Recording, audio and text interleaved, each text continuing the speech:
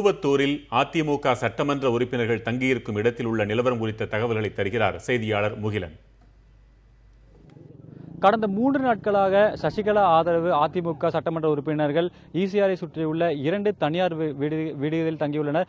3 நாட்களுக்கு பிறகு இன்றுதான் அவர்கள் செய்தியாளரை சந்தித்தனர். அவர்கள் செய்தியாளரை சந்திக்கும் போது தங்கள் அனைவரும் தங்கள் சுய விருப்பத்தில் தான் இங்கு தங்கியிருப்பதாகவும், தங்களுக்கு வேண்டும் நேரத்தில் உணவு கிடைப்பதாகவும், அதே போல தொகுதி அதாவது கட்சியில் இருக்கக்கூடிய ஓ பன்னீர்செல்வத்தின் ஆதரவாளர்கள் தங்களை தொடர்ந்து தொலைபேசியில் மூலமாக தொடர்பு கொண்டு தங்களை ஆதரவு கேட்பதாகவும், அதனால்தான் தங்களது தொலைபேசியை அவர்கள் அணைத்து வைத்திருப்பதாகவும் தெரிவித்தனர். இதைத் தொடர்ந்து மாலையில் அவைத்தலைவர் செங்கோட்டையன் உட்பட பல முக்கிய அமைச்சர்களான எடப்பாடி பழனிசாமி, விஜயபாஸ்கர் மற்றும் செல்லூர் ராஜு ஆகியோர் இங்கு தங்கியிருக்கக்கூடிய சட்டமன்ற உறுப்பினர்களும் ஒரு ஆலோசனையும் நடத்தியுள்ளனர்.